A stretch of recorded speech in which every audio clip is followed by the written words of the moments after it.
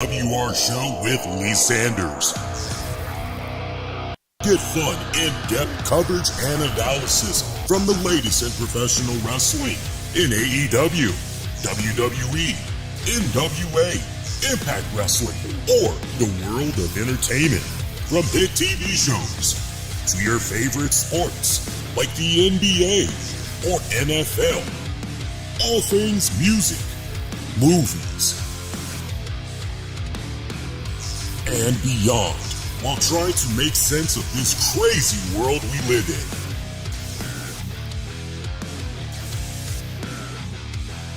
All while keeping it honest, insightful, and interactive since 2011. And now your host, live from the nation's capital of Washington, D.C., Lee Sanders.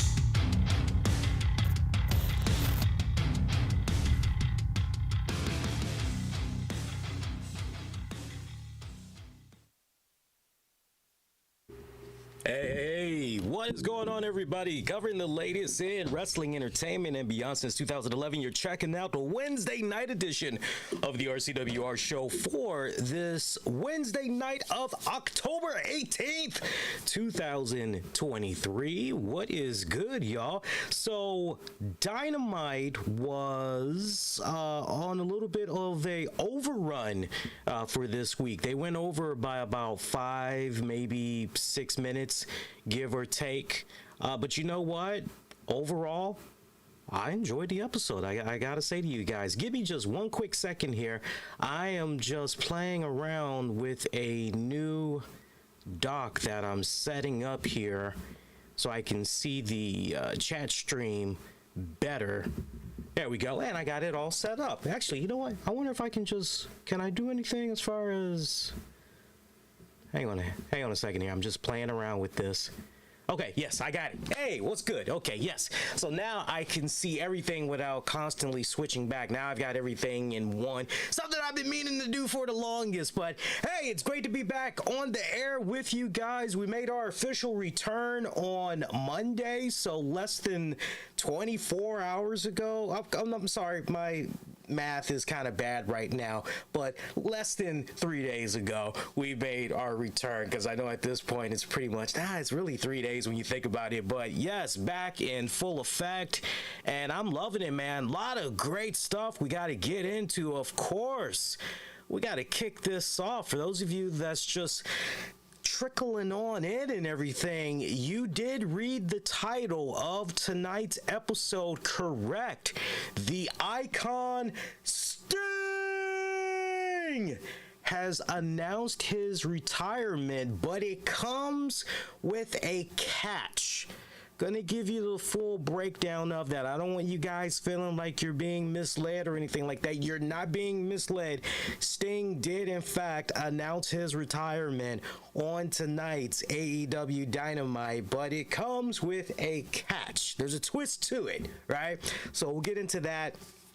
We got some wrestling related news that we could definitely get into. One of them being the unfortunate, I know it's been making its rounds on social media, but I definitely want to dive in on it, give my 2 cents on it from a distance. And that is the Sasha Banks, or the woman formerly known as Sasha Banks. Y'all know her now as Mercdes Mone. And the way she just clapped back at a fan at a recent signing, it was just, whoo, I can't wait to dive into that. So you picked a really good night to join me for tonight, all right? So we got a nice, very short, condensed episode that we're doing for you guys. I would think at most we'll probably be at this for about an hour, and that's honestly gonna be it. I hope your week has gone off pretty good. We are in the middle of the week. Weekend is right around the corner. I am very excited for this weekend because I am going to be heading on down to Winchester, Virginia, and I'm gonna be doing a meet and greet with the Olympic gold medalist himself, Kurt angle. I'll tell you more about that later on, but I'm very excited. So if you guys just happen to be in the area, or you're thinking about maybe doing a trip to somewhere kind of fun this weekend, stick around. I'll give you the 411 on that one and everything. So look, tonight's Dynamite, they made a lot of progress here. Of course, I think for many of us fans, one of the main things that we were most curious about was how was Tony Khan and AEW going to address that debacle of what had went down last week with the anti-Semitic segment that came about with Bullet Club, particularly Juice Robinson and MJF. How were they going to go about that? Was a situation going to occur on this week's Dynamite where maybe Tony Khan had opened up the show with some type of a official statement apologizing to any fans that maybe were offended? Were we maybe going to get something along those lines? Or was maybe Tony Khan not going to get in front of the camera? Was it a situation where maybe a statement was going to be read by Excalibur, Tony Schiavone, Taz and crew tonight? But most minds were curious because there was a lot of flack that AEW and Tony Khan had received in the days since that segment aired from last week. I mean, it was already cringeworthy and people were already talking about it in real time when it went down last Wednesday, but it just magnified going into the next 24 to 48 hours, and then it definitely did not help when Tony Khan had decided to slide into one of the fans' DMs to let them know, hey, I don't appreciate you chiming in on this, basically, and it's one of those, I'm taking this personally, you are greatly offending me, what the hell, what's going on here? So none of that had went down on tonight's Dynamite. For those of you that maybe have the show on the DVR, you're a little bit curious if some type of a statement was released. Like, no, it didn't happen. Didn't happen on social media, and it did not happen on the TV show. And look, I'll be honest with you guys, and this isn't something that needs to be a long, drawn-out segment for 15, 20 minutes from other fellow podcasters. This is a situation in a nutshell, boys and girls, where Tony Khan was definitely, make no mistake about it, he definitely was embarrassed by what had happened last week. I personally believe, my 2 cents from a distance, that the man was definitely hurt and offended from the standpoint of, man, here I am, I'm doing something that's really no different than, these aren't my words, I'm just explaining to you guys probably what his mindset was, okay? So you kind of have to rewind it back to being a wrestling fan of the 80s, the 90s, and the early 2000s. All the stuff that he has seen as a diehard wrestling fan, and he's looking at when Sergeant Slaughter became a bad guy. He's looking, right? He's thinking about the Muhammad Hassan character, and he's looking at all of those moments, those heated, controversial, even We the People, Zeb Coulter, aka Dutch Mantel, and Jake Hager, Jack Swagger, right? I'm sure he was looking at all of those moments and he thought to himself, hey, I think I have something really golden here.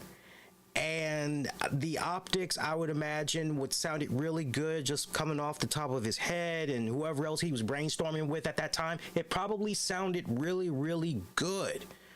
But this is definitely a instance where you definitely need to read the room. You got to know what's going on, especially in regards to what's happening, not just in North America, but paying attention to global trends. Okay, keywords there, global trends, and just the timing of it. Honestly, I believe in my heart of hearts, I am not BSing you guys one bit. I truly believe in my heart of hearts that if that segment would have gone down a week before everything had went down overseas, a week plus, we wouldn't even be talking about it right now. Honestly, we would not even be talking about it right now. That segment would have just came and went. It would have been looked upon as nothing more than a story angle, for all it's worth, just at face value, and that's basically it.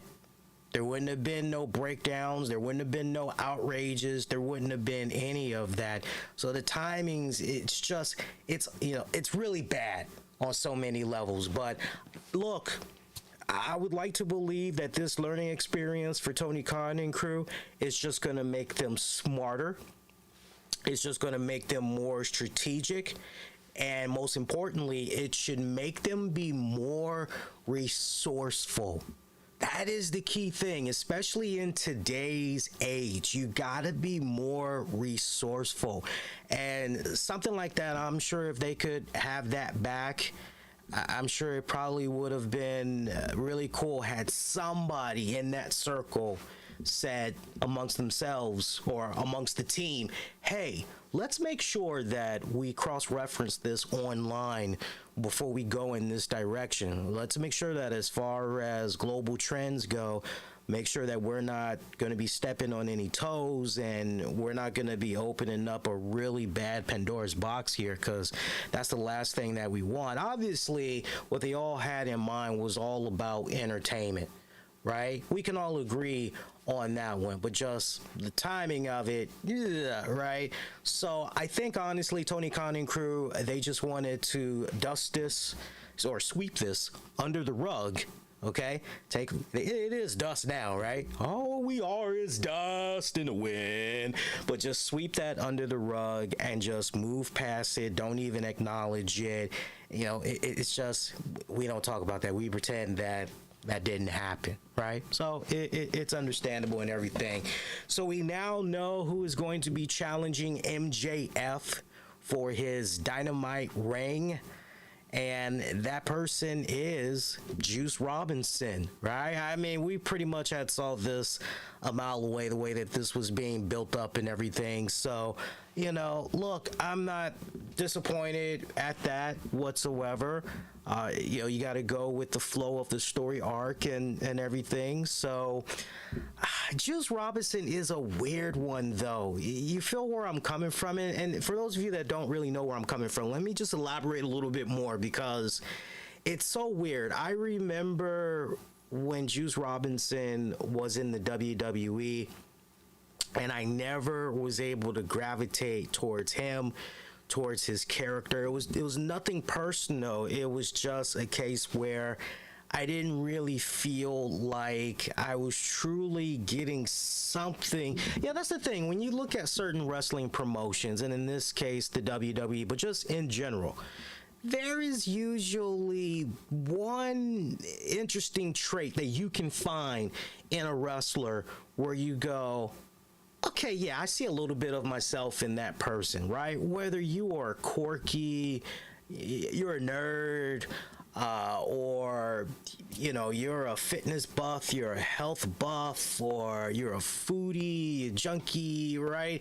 Like, you can always find some type of a characteristic in a wrestler and go, okay, I can relate to that, right? You can always find that one connection.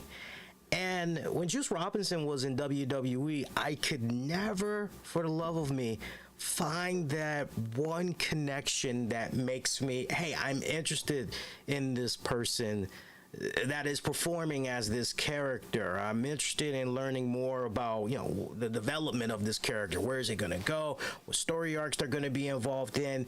Juice Robinson never struck me. Again, in WWE, he never struck me as that person. So when he ultimately got released by the WWE, I honestly looked at, of all the people back then in that time frame with him being released, that class that he was with that were released, I looked at it and I said, okay, of all the people, Juice Robinson should definitely be one to really branch out there, work for other wrestling promotions. He will thrive on the independents. The learning experience will do him good. And it has. It has done him good. I would dare say that he has found more personality than ever. But there is just something that I still, all these years that he has been on the independents and he's been doing his thing overseas, I still can't latch on to his character. I still can't find that common ground, and it's not because he's a bad guy. It has nothing to do with that. It doesn't matter if you're a good guy or a bad guy. We as wrestling fans, we can find that one element, and I think for me, when it comes to Juice Robinson, if I could somehow, what's part of the problem for me if I were to try to diagnose it, try to provide some type of a diagnosis for it, I feel as though Juice Robinson is a bit too overly animated. I don't know if some of you guys pick up that same vibe, if maybe Lee, you nailed it in a nutshell, because that's how I kind of feel about Juice Robinson as well. But for me, he feels too cartoonish. He feels too... He doesn't come off like a wrestler. He comes off more like an actor trying to play the part. That's how he comes off. And that's not me throwing any shade at the guy. That's not me, trying to start something with the guy. I'm just being totally honest with you guys. I just can't gravitate. Isn't that weird? I'm starting to like the work of Switchblade Jay White. The Gun Boys, they have come a long way. I'm appreciating them. But there's just something about Juice that it's just not clicking for me whatsoever. I'm sure that's going to offend a lot of wrestling fans out there, but I'm just telling you guys how it is. Now, notice, for the record, I'm only talking about the presentation of the character. I'm not saying anything about the wrestling. As far as Juice Robinson as a wrestler goes, I've never had an issue with his wrestling. I thought in WWE his wrestling was average, and I think when you really get down to the heart of the matter, that's mainly because the restrictions that were put, and of course, you got to wrestle in a style of television and all that other stuff, but since seeing him leave WWE, do his thing on the independents, I've seen enough of a good hearty bite sample to go, this dude can definitely work his behind off with the right person. But I'm trying hard to get into this whole thing with Juice and MJF, and it's sad because before that whole anti-Semitic segment thing had blew up and everything, it's funny, but it's not funny. I remember when that segment had initially went down. And I'm being straight up honest with you guys. When that segment initially went down, I said out loud, this is how you build heat. This is how you properly do it. Especially if you're trying to build up MJF as a babyface, okay, this is how you do it. But under that same breath, that same train of thought, I also said out loud, this timing is so wrong. This is going to come back to bite them. And, I don't like being right on certain things like that, but that was definitely the case. So I actually would be shocked to see MJF lose that Dynamite ring, to my whole point. They're going to be having that match for the Dynamite ring on next Wednesday's Dynamite. Again, on next Wednesday's Dynamite. There was a really great segment, by the way, with the Rated R superstar Adam Copeland. It's going to take me a good minute to get used to saying. By the way, we've got too many Adams. We've got Adam Cole. We've got Hangman Adam Page. We're going to have to trim some of that fat when it comes to the Adams, okay? From here on out, Hangman Page. Ain't no Adam in there. He just needs to be Hangman Page. In regards to Adam Cole, that's a tricky one, man, because, look, after all, he was there before Copeland got there, right? So Adam Cole, baby, it just rolls off the tongue so good and everything. You gotta leave it in place. I think he should continue to operate as Adam Cole, right? No reason to try to switch it up. But I know they can't call the man Edge, but Adam Copeland, we got to figure out if we can do something with that. Seriously, we got to figure out if we can do something with that. It's interesting, I got to say. It's very, very interesting, I have to say, because I'll do the proper research, but shout out to any of my fellow colleagues in the podcasting world. And for those of you that also happen to do a thing or two behind the scenes on wrestling websites, this is my challenge to you guys. I'm going to throw this thought out there. And for those that know, feel free to reach out. I'll give you the proper credits. Otherwise, do the research and let's all come back, you know, a couple of days from now or whatever, and let's compare notes. But I thought several years back, and I could be wrong, right? Wouldn't be the first, wouldn't be the last. And whenever I make a mistake or my train of thought is off, I own it and everything. But I could have sworn several years ago, WWE had somewhat butted heads with U2. And that some type of an arrangement was made where, okay, so as long as we're identifying that, you know, this Edge that's running around is a wrestler, and that it's not infringing on the trademark and all that for U2's The Edge, then Adam Copeland could continue to run around but at the same time, WWE had to kick back X amount of money to U2 to continue to be allowed to use that name. I thought that's like how the legend of this whole tale had went. Almost kind of similar to what went down initially with the immortal Hulk Hogan and the arrangements that was made with Marvel Comics at that time. Shout out if you know your history on that. So I'm just a little bit curious what exactly, obviously if the man could have called himself Edge, he would have been in AEW day one calling himself that. It just leaves me to believe that something must have changed with the arrangements over the years or whatnot, as far as why he wasn't able to pop up in AEW with the Edge handle. But you get the point that I'm making, as far as we got to trim. You know, we don't need to be running around going, that Adam guy in AEW, man, is he something? Which Adam are you talking about? You know, the white one. You're gonna have to come back a little bit more, because that doesn't make any sense. What exactly are you talking about, right? So it's very, very interesting. But we saw a really great segment with him and Renee Paquette, and I actually had loved this segment. This was supposed to be an interview where basically Renee and Copeland go back and forth, but this was more about Copeland, I won't say spilling his guts out, but this was more about him trying to find the reasoning, trying to understand why Christian Cage was so against reforming a tag team with him, and why he was kicked to the curb like that by Christian Cage week prior or 2 weeks ago.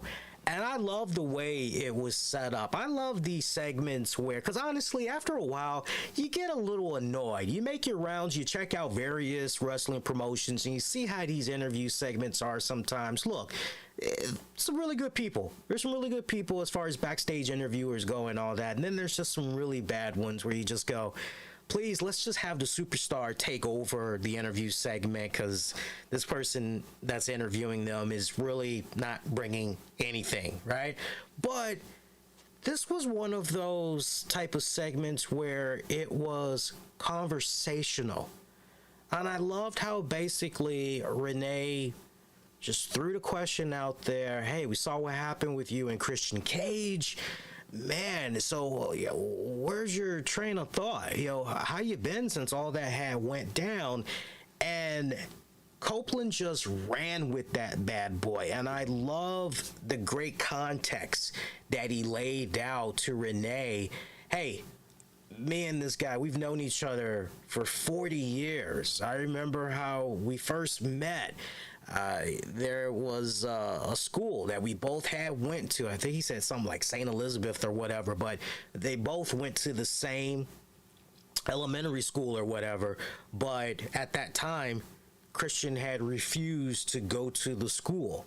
He didn't want to attend it for whatever respective reason. This was like the only school the man could go to, and he was refusing to go. So the school had came up with this idea of, well, why don't we send a fellow classmate over to Christian Cage's house and explain to him, hey, look, you should go because, and it's a good thing that you should go to this school because good way for you to meet friends, whole spiel. And so they pitched it to, I'm going to call the guy Edge. Sorry, guys. Yeah, I mean, when you've been watching the guy for so many years, it's just, I'm not going to get used to calling him Adam Copeland. Forget that. So, Edge, they go to him. They say, hey, can we get you to volunteer to do this? Can you go over to the kid's house and convince the kid to come on to the school already? Edge did that. They found some type of common ground, which was their love for wrestling, and the rest, as they say, was pretty much history. Then when Edge decided he wanted to get into pro wrestling, Christian was a little bit, So Edge is doing his thing, but he's still trying to do his best to look out for his friend. And he says, hey, look, this guy who I was coming up with, who I've been coming up with, he is really, really good. He's very charismatic, very energetic. I'm telling you, he's got great looks as well. You should give this guy an opportunity. Oh, no. Oh, no. That is sad. Oh, wow. Breaking news. Oh, man. That sucks. Breaking news I got to share with you guys. For those of you that are fans of the Rocky Balboa franchise, the Italian Stallion, I got some sad news to break to you all. It literally just broke. Burt Young has passed away. That is very unfortunate. Oscar nominee, passed away at the age of 83. So I'm trying to see if there is any additional information as far as how he passed away. I would like to believe it was just old age, basically. Yeah, right now I'm seeing that he died in Los Angeles. Now, here's where it gets interesting. Apparently, Burt Young had passed away in Los Angeles on October 8th at the age of 83. Yet the information just became publicly known. This happens from time to time, believe it or not, in Hollywood. You will have celebrities that will pass, and the surviving members of the family, they will want their respected time for privacy to mourn and all of that, before putting it out there publicly and everything. So yeah, this has since, as far as his passing being on October 8th, basically 10 days ago, as weird as that sounds, so far New York Times and other reputable news publication outlets, they are confirming that he did in fact pass on October 8th. It just did not become known until today, sadly. So that is very, very unfortunate. Man, what do I say about Burt Young? I mean, a lot of people don't know this, but he is a self-taught painter. He is a phenomenal artist, and for decades, he was selling all kinds of original artwork. I know he did a few galleries off and on over the years. Some really great stuff. Some really, really talented, great stuff.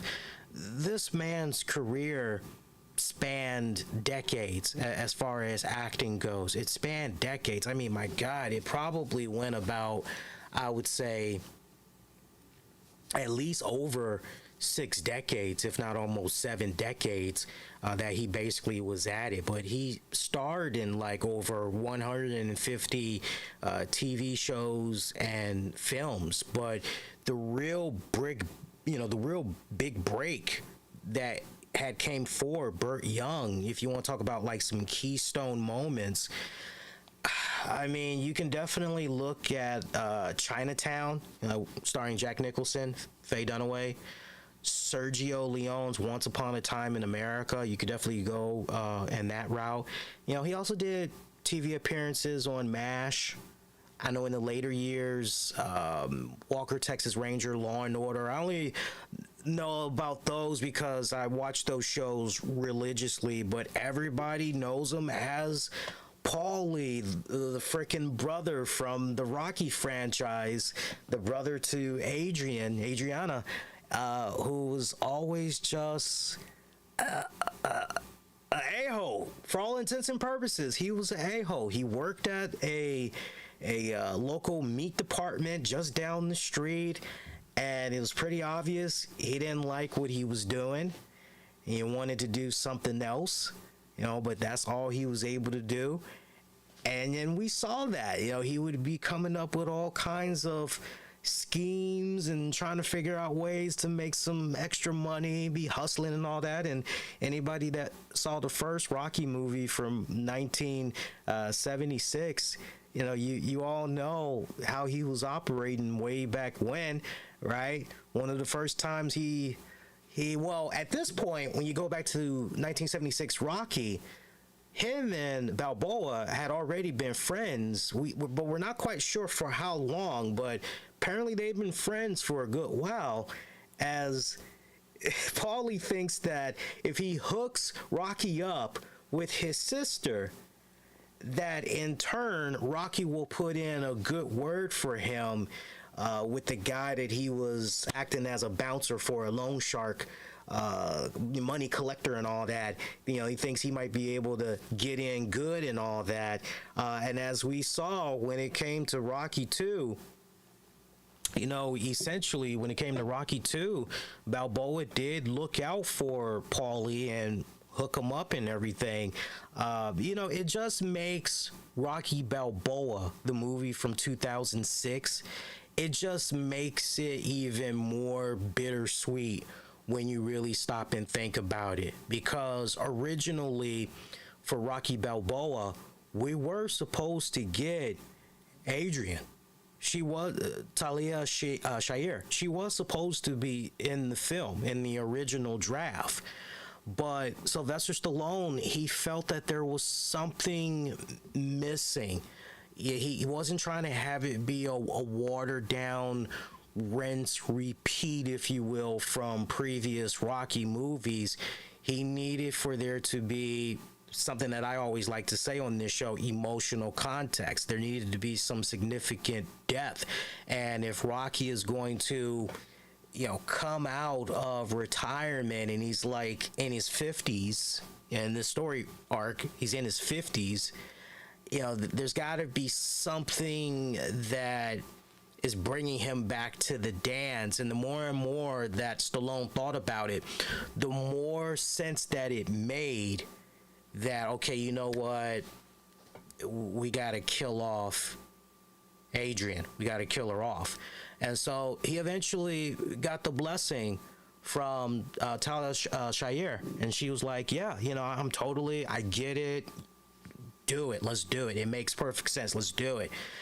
So as Rocky fans, that was a bad blow for us to learn that, she had died, and basically it was breast cancer that took her out. but it was so bittersweet to see Paulie all these years later. Paulie is still there and everything. And I tell you, it was great because he slowed down. Burt Young, he slowed down significantly by the time Rocky Balboa had came out and everything. He was just doing little parts here and there and everything. So I can tell you guys, when Rocky Balboa 2006, when that movie had dropped and we found out Burt Young was going to be popping back up and everything, my wife will tell you, right, as a fellow Rocky fan, over the moon and back, totally excited that he was going to be in it and everything, right? Because some of our favorites from the franchise, they've all disappeared, or their character was killed off, unfortunately, right? So it's getting smaller and smaller and smaller and everything. But to see the Paulie character, that's what makes, because Burt Young is a testament to his acting. That's what makes him so badass, because Paulie went from this a-hole of a brother to his sister to being extremely jealous of the success that Rocky was starting to have and everything, and just the way that Paulie would mistreat his sister. And then over the course of several of the next Rocky films, we saw the Paulie character trying to patch up his relationship. Like, he knows he did wrong and he's trying to do better by his sister, and he's trying to do better by Rocco, right down to the point by the time you get to Rocky Balboa, here's a man that is obviously grieving over the loss of his sister. Yeah, Rocky, sure. For you, that was your wife, and, I get that. But make no mistake about it, man, that was my sister. And it eats me up that not only is my sister no longer here, I tried to do better by her while she was still living, but I never truly, fully, 100% just went all out there and just really told her how I feel and just how I was so wrong. He never got that chance. He was kind of cheated, if you will, because after all, breast cancer had took her out and everything. So it's a very humbling Paulie that you come across by 2006 Rocky Balboa. So, but yeah, definitely a long, decorated career. Hell of an actor, and true story, he was a respected boxer in his own right. In real life, Burt Young was a boxer and a former Marine as well. So some of the stuff that came about very early on in those Rocky movies, he was getting definitely pointers. Sylvester Stallone, that is, he was definitely getting pointers from Paulie and everything. So very, very sad to hear that. He is survived by his daughter Anna, his grandson, and his brother Robert. So on behalf of myself, and I know there's a lot of Burt Young fans out there, especially Rocky Balboa fans, rest in peace, Burt Young. Very unfortunate to hear that. 83 though, that's a good run. That's definitely a good run. So, sorry we got sidetracked there, but that was breaking news. Wifey had literally sent that to me, and I definitely had to share that with you guys, because I know we stay talking about movies and stuff here on the show from time to time, and with some of our spin-off shows. So, where were we? We gotta, unfortunately, make a hard 180 back to. We were talking about Adam Copeland and everything in that interview. I loved it. The Edge interview with Renee Paquette. It was great. I loved it. I loved how Edge basically said, "Hey, look," he thinks he's on the roll right now, and I'm paraphrasing here, but he says, "Hey, Christian Cage thinks he's on a roll right now doing his thing with Nick Wayne and Luchasaurus, but eventually that's gonna blow up in his face. Eventually they're gonna get wise to the game and they're gonna ditch him, and you know what's gonna happen, much like always, because history has stayed repeating itself between me and him. I'm going to be there to pick him up. So it seems as though Edge is just basically saying, okay, this dude doesn't want to team up with me and all that. That's all fine. He's got his resentment, his jealousy of me or whatever. That's fine. But you know what? Payback is a dog, because Christian's going to get what's coming to him. And when he does, hey, I'm going to have arms open for him. I'll be right there to pick him up, because I've always been there for him through thick and thin, right? Thick as thieves, right? So I liked what's going on there. So if long-term wise, if the way we're actually, no, back up a second, short-term storytelling wise, if this is how you get these two apart for now, rather than rush right into a freaking feud, I'm down with that. If you were to tell me, hey, we're not going to see these two guys lock up, cross paths, storyline wise and all that. We're not going to see it happen for about 6, maybe 7 months. Hey, I say that's fine. That's fine. If we're going to go full circle like that, that's fine. Let's go ahead and do that. But that was great. That was great the way that they had that set up and everything. Speaking of Christian Cage, they did do the sit-down interview segment between Jim Ross, Nick Wayne's mom, and Nick Wayne himself, and that was okay for what it was worth. This was basically trying to establish Nick Wayne as a heel. His mother is in disbelief, and we've got Jim Ross in the role of Murray, right? TV talk show host here in North America. We got him trying, you are not the father, right? We got him trying to be the peacemaker. Or how about Jerry Springer? That's a more global, well-known name. We've got him, trying to be the peacemaker here, trying to get down to the facts and everything. Christian Cage pops up. You ready to go, son? And Nick Wayne's mom is pissed off that Nick has made this choice and everything.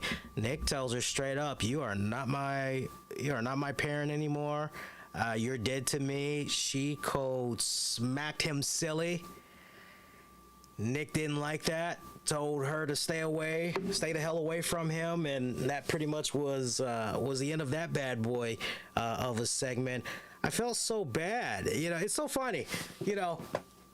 I'm looking at this segment, and here's how I felt bad about this segment, because the only thing that I could truly marvel in, remember Billy Crystal, you look marvelous. The only thing I could continue to marvel in is how stunningly beautiful Nick Wayne's mom is. Like, that segment meant nothing to me. I'm just looking at Nick Wayne's mom going, you sure do look wonderful tonight, to quote one of my favorite Eric Clapton songs. And I was more interested in seeing her and her back and forth with Christian Cage than anything else, right? That's what I'm more interested in. It is what it is. We saw that Nick Wayne and Christian Cage, they didn't get that far when Darby Allin had jumped them, tried to. Remember, eventually the action had spilled out into the ring. Luchasaurus had tried to get involved. Sting came out for the save. This was after, mind you, Sting's announcement, which we'll go back to in just a hot little bit. But the way all of that was set up, at this point, I believe there is another AEW. Yeah, isn't it Full Gear getting ready to pop up for AEW? As a matter of fact, if you guys bear with me a second, I'll actually pull that up right now. Yeah, it's coming up on November 18th. Just the way things were kind of set up tonight, I'm really led to the impression that we're going to be seeing Nick Wayne, Luchasaurus, Christian Cage. They're going to be in a 6-man tag match against Sting, Darby Allin. And as far as who that third person could be, I wouldn't be surprised if they went the Edge route. If they want to go that route, that's fine. But if they want to maybe slide somebody else in there, that's fine as well. But yeah, again, that's going to be happening on November 18th AEW Full Gear, what I'm talking about. So, and they got to start building that up, man, because at this point, we've only got one match that's announced. Now, granted, it's a month away, but still, like, they got plenty of time. I mean, they got enough episodes, but we need to put the foot on the pedal already and really, really start building up towards that and everything, right? You gotta start building up towards that. So the Sting segment, Sting announcing his retirement. I loved how they had this kick off. They had Tony Schiavone in the ring going over the very first time that he crossed paths with the icon Sting, which was like 1983. This had set up a really great ovation for the icon, who comes out there and he's thanking the fans. Remember, they're in Texas for tonight's Dynamite. They were out there in Texas. I can't think of the city right now, but they were out there in Texas. So you already know, comes to your wrestling, Texas always has been a pretty popular area to do some wrestling right in front of fans and all that, right? That's the kind of crowd that you want and everything. So Sting having this great moment with the fans and everything. I just want to go quickly to my notes here and mention some of the things that he had talked about here. Bear with me a second here while I can... There we go. Actually, hang on. I think it happened after the Kenny Omega... Or was it Lance Archer? No, yeah, it was after Lance Archer and he took on a created wrestler. Okay, yeah, I'm there now and everything. So... Sting talked about how he wanted to reflect a little bit on traveling up and down, working with legends such as Lex Luger. Gave him a shout out. That got a nice pop from the crowd. Buff Bagwell, the Steiner brothers. He also mentioned Dusty Rhodes, as far as most charismatic human being on life. Most charismatic human being that he's ever come across in his life, giving Dusty Rhodes that props. Hulk Hogan, which got boos, and Sting was like, hey, I get it, I understand it, but you know, just understand where I'm coming from, where I mentioned the name. You know, it wasn't him being defensive. It was more so of him acknowledging, hey, look, right, without saying it point blank, look, I know the guy has done some crap, but you know, I'm just talking about what the guy meant for me and my respected career and everything, as far as transcending wrestling and everything. Basically, all these men that Sting brought up, he learned something from all of them, even bringing up Ric Flair, which got a pop from the crowd as well, bringing up the Clash.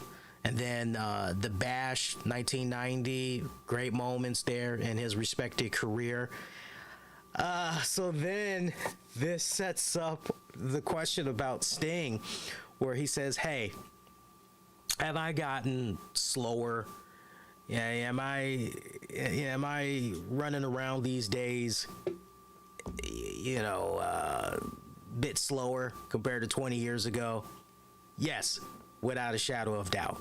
Should I be jumping off of, you know, announce tables or whatever? Yeah, probably not, but you know, we can talk about that, you know. And the fans are chanting to him, hey, you know, you still got it. And he knows what some of the fans are thinking, which is, Sting, you've already retired once before, dog. So I mean, you're throwing this retirement thing around this time, man. Come on, man. Like, you're gonna do like Kiss. You're gonna be forever, right? That Kiss tour. Hey, it's our final tour. And like, they announced that like 20 years ago, and they're still at it and everything. But Sting reminded us something without mentioning WWE by name. You know exactly, right? And I just love how he brought this up. He said that, remember that so-called retirement that came about in 2015, and that never sat right with me. He admitted this to the AEW crowd. And he also talked about how there was one key moment in his speech where he said the only thing for sure about Sting is nothing is for sure.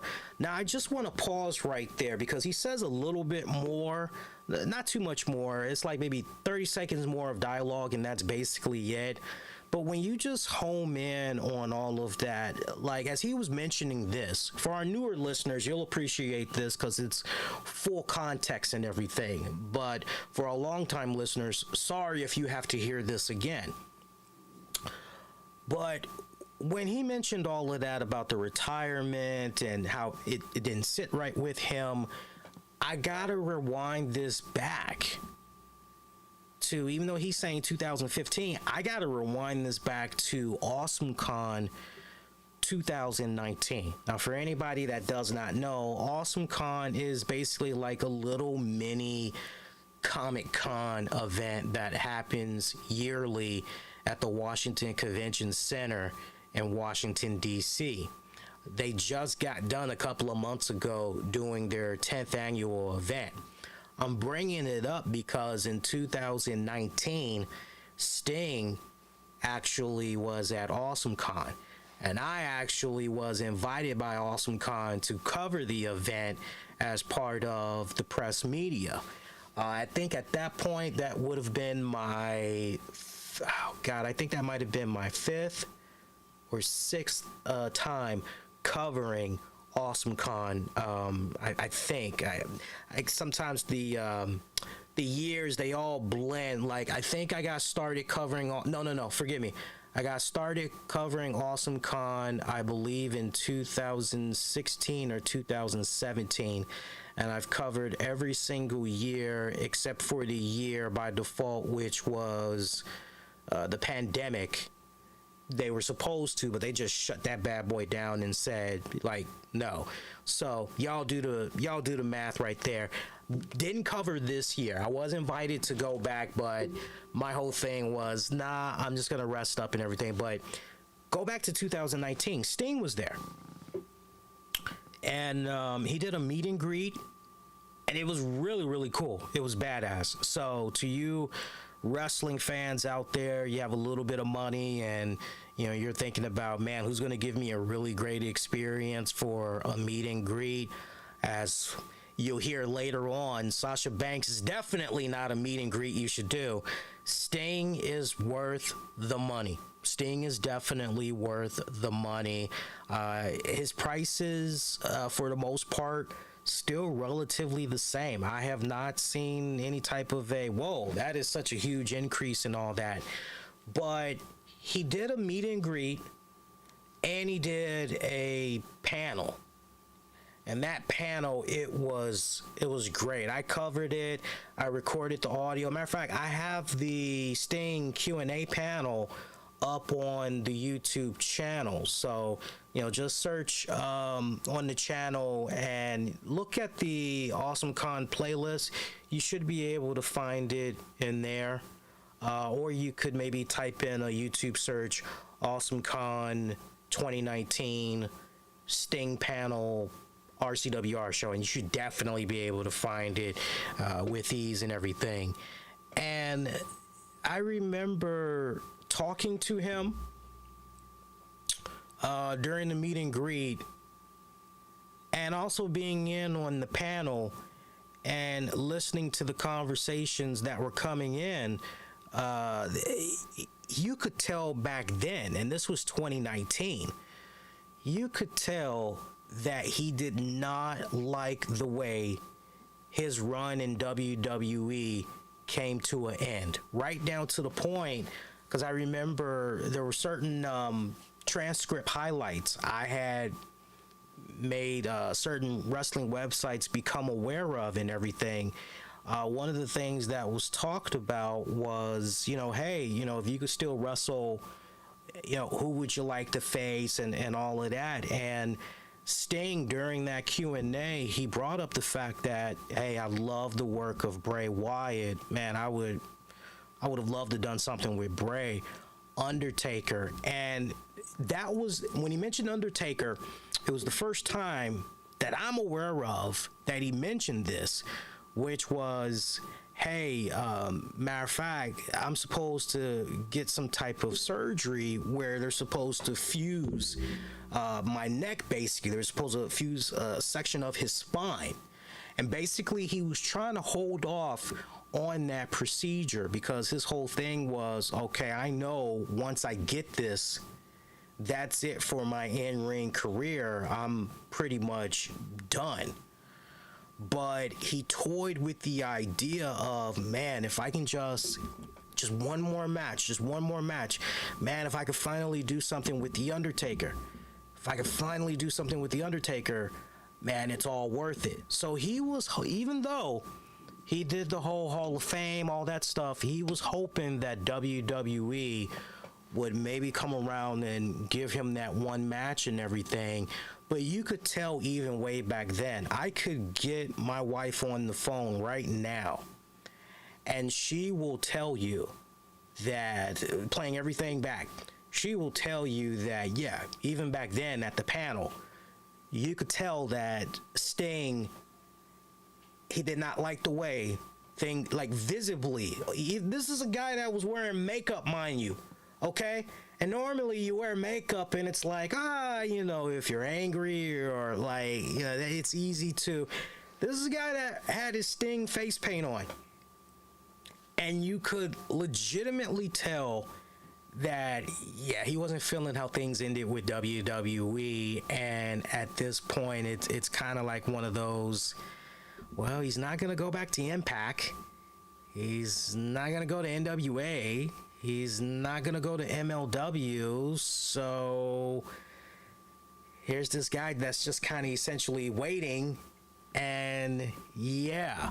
So I just wanted to mention that for full context because I just think that it's really important to bring that up and everything to help you guys really better understand ultimately how Sting was initially trying to go out, how he wanted to put the proper book in to his wrestling career and everything. So I'm curious, once he said what he said during his speech and all that, and then going up to Awesome Con of 2019, I'm curious if Sting always felt he was going to still wrestle elsewhere, or if this was a case where if AEW did not come around, what would have happened? Would he have continued to sign Legends deals with the WWE, or what does he think he would have done essentially, right? It's just one of those curious things.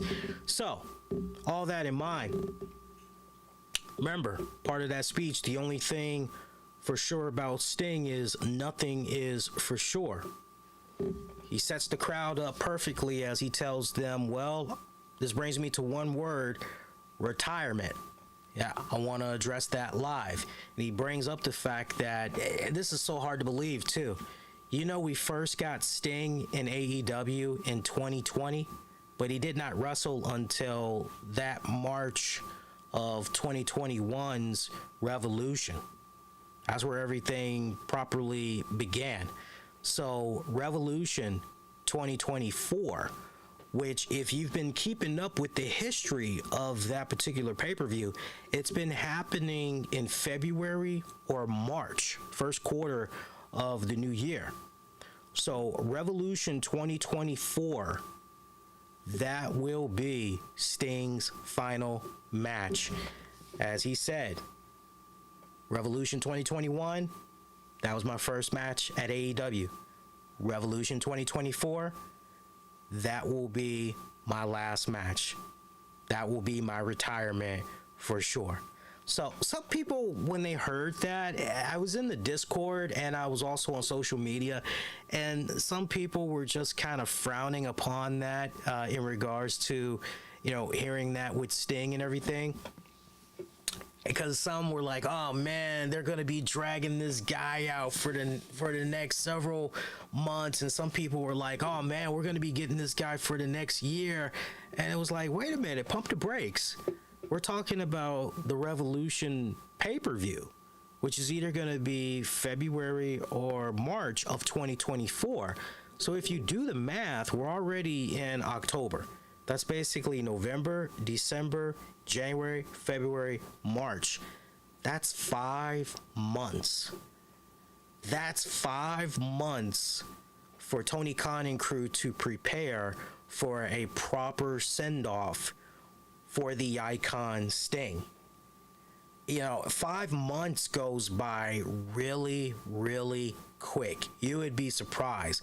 How many times have you heard me here on this show? You tune in weekly, and I say, my God, it seems like it was only last week. It was July, and here we are. We're in October. What the hell? Like, time's flying by, right? So 5 months is gonna go by before you even know it. Especially, really think about it now.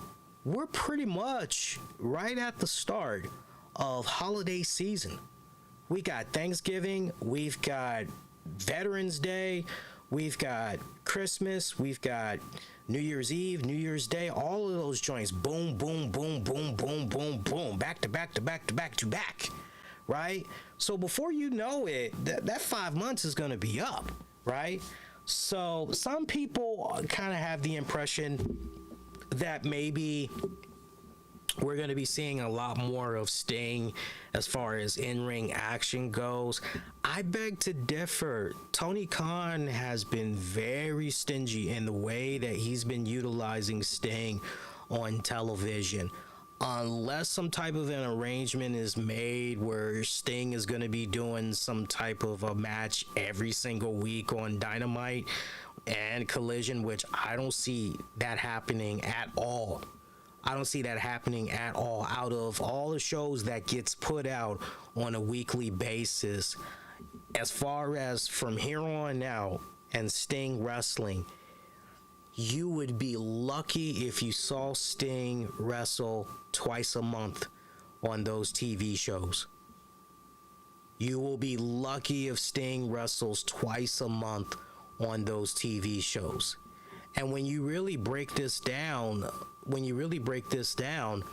after Full Gear, because remember that Revolution pay-per-view, again, it normally hits February or March, first quarter of the new year.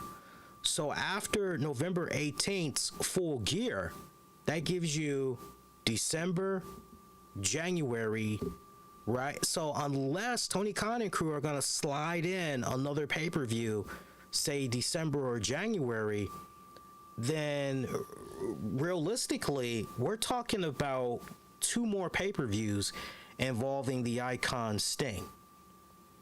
So I'm most curious how he's going to be utilized on television going forward now that the announcement has been put out there. But I would suspect it's going to be business as usual. I'm not seeing him involved in any matches, for the record. No matches whatsoever. He'll definitely continue to do talking segments, things of that nature, to the point Tony Khan is going to be having a special segment with Sting next week. Apparently, the way they're dubbing it is Tony Khan presents Sting with a special gift. A lot of fun jokes running around there on Sting. What could the gift be? Could it be a box of Just for Men hair dye? What was another one? I think I came in with my own joint. I think I said something along the lines of, hey, how about a box of melatonin? Because everybody needs a good night's rest, right? Right? Who doesn't need a good night's rest? And Lord knows his aches and pains, right? Nothing wrong with melatonin. I use it myself, right? Nothing wrong with that. But I saw all kinds of funny jokes about what's the gift that Tony Khan is going to be getting Sting and all that. Somebody said a new bat. I actually chuckled at that one. A new bat. That's a good one. Your guess is as good as mine as far as what he's going to. I don't know what that gift could be. Could it maybe be a case where Tony Khan goes, Sting, we appreciate everything that you've done, not just for AEW, but everything that you've done for the wrestling industry. And this is a very special moment right here, because this is something that we're probably not going to be doing again for another 4, 5, maybe even 10 years. but we want you to be the first inductee into the AEW Hall of Fame. I could see Tony Khan maybe doing something along those lines, as cheesy as that may sound and all that. I mean, when you just really take a step back and you really marinate on it, realistically, that is something I could see him actually do.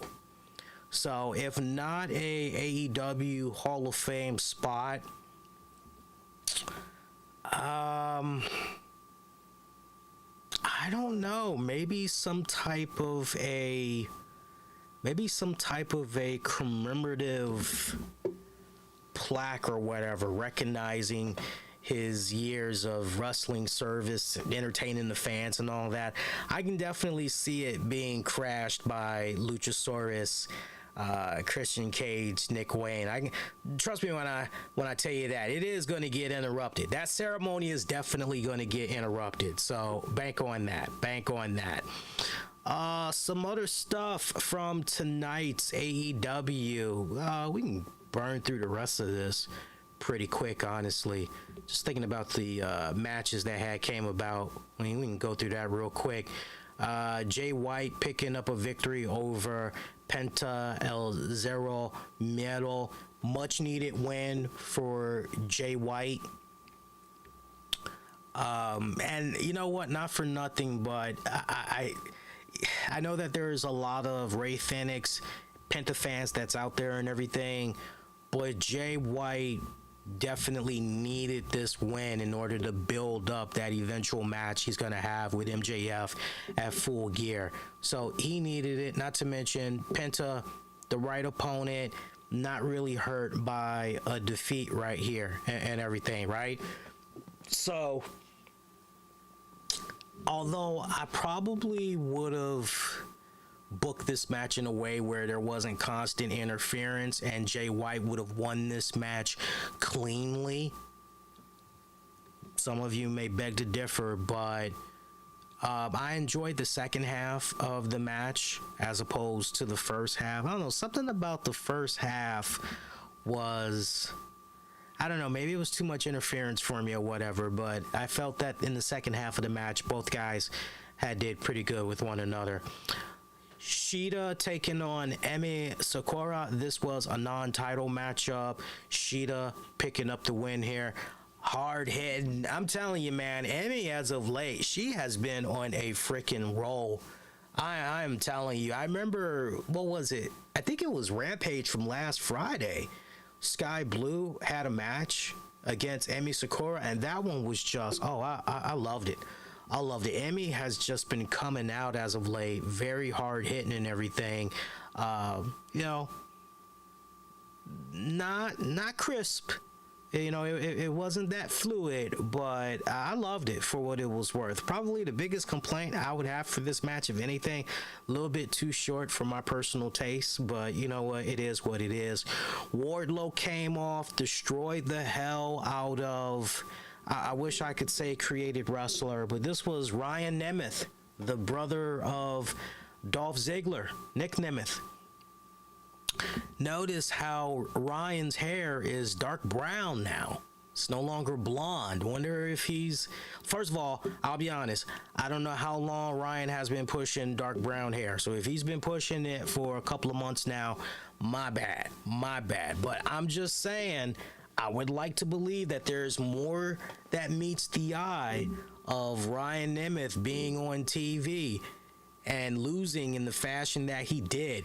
Don't sleep on it, folks. Don't be too surprised if we're beginning to see the start of Ryan Nemeth on a losing streak between all the shows, even in ROH, and it leads to him getting so pissed off that he's on a microphone talking about how he feels he doesn't get truly the respect that he deserves and all this other crap, gets laid out by another guy. Eventually, this is how you set up Dolph Ziggler popping up, the brothers going up, right? I'm telling you, I see this is how it's going to go down.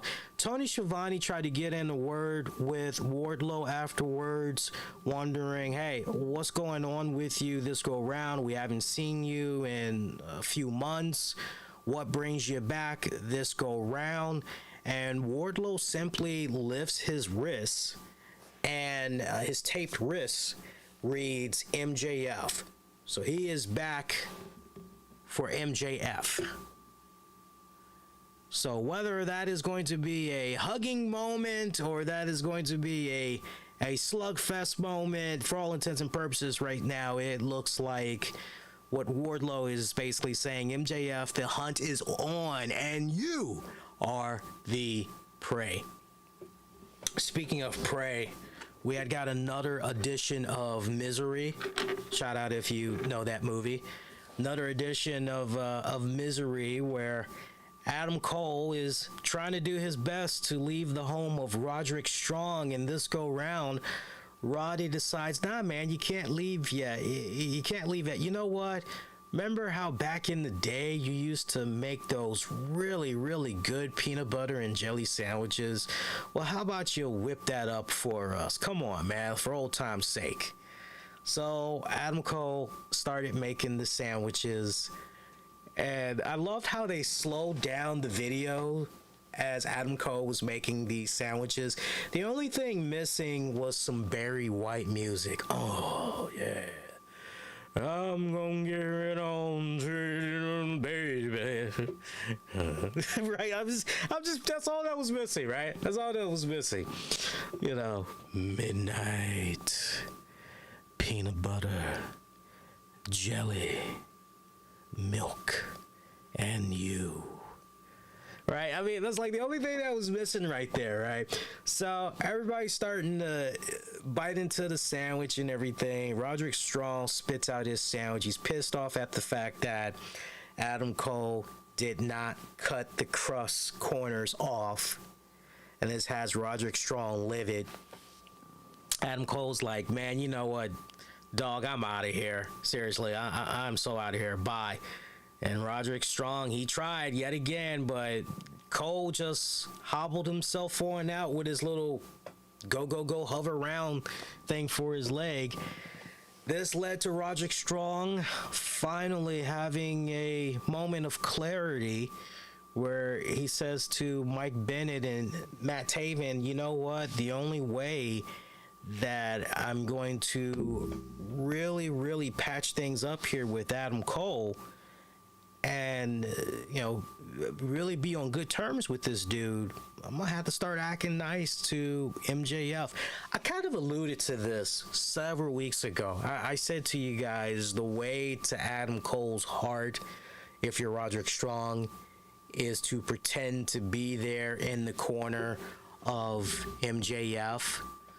So, and as we've seen, MJF is still doing this thing where the Acclaimed, or at least Max Caster, is continuing to court MJF into, hey, look, the numbers isn't on your side, obviously, for what's going on with Bullet Club Gold.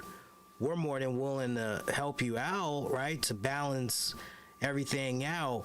And it just kind of feels as though maybe it's not going to come to fruition here. It feels like maybe the real story is going to be the Kingdom, Adam Cole, right? That whole thing against Bullet Club Gold. We'll see how this maps itself out, but you just kind of get that impression. Cal Fletcher taking on Kenny Omega. That was actually a pretty damn good match. I would say of all the matches to check out for the night, check out Kenny Omega versus Cal Fletcher. That was actually some pretty good stuff. Let's see. What else had happened? I think at that point, Best Friends and Chris Statlander. Yeah, there's a note I want to mention from that. Chris Statlander is giving a TBS title shot to Willow Nightingale. Meanwhile, Orange Cassidy, very ecstatic that he is the TNT champion once again. He feels like this go round by winning the title, it took him by surprise, but honestly, he feels as though he has unfinished business with that championship. So basically, it's back to business as usual for Orange Cassidy. Whoever wants some, come get some. That's basically it in a whole nutshell. And tonight's episode overall, because we already talked about the Dynamite Ring Battle Royale, Juice Robinson winning and all that. I liked this episode. It was pretty fun for the most part. Didn't particularly care about the squash matches. Weak point was also the Nick Wayne interview. Boy, that young man makes some funny faces, I gotta tell you. But Nick Wayne's mom, she's got it going on. I gotta tell you, she's got it going on. Shida versus Emmy, very good, very hard hitting, a little bit sloppy in a few areas. Fun show, couple of good matches in there and all that for what it was worth. Nice fast 2 hours, decent show. Loved it for what it was worth. All right, some other stuff that we can get into here on the show tonight. I was talking about it earlier. I teased it. Now we're going to really go there. I was talking about Sting and, hey, if you got the money, definitely, go. Especially if you've never done a meet and greet with the icon Sting before. It's worth every penny. Go ahead and do it, right? And it's not outrageous. It's not like, oh, man, that's a third of my rent, or that's a third of my car payment, or no, it's affordable. You could definitely do it. It's a little, for some people it's a little pricey, but it's definitely affordable. I think last I saw, I know when I did the Awesome Con meet and greet with Sting, I think he wanted maybe $90. I think it was either $90 or $100 for the photo op. And then if you wanted to just get his autograph, that was like $90 or $100. If you did the combo, I think they made that like $175 or something like that. They did try to save you a little bit of money or whatever, but I mean, it's compared to a Undertaker or a Hulk Hogan or a Ric Flair, who want a lot more than that. Yeah, no.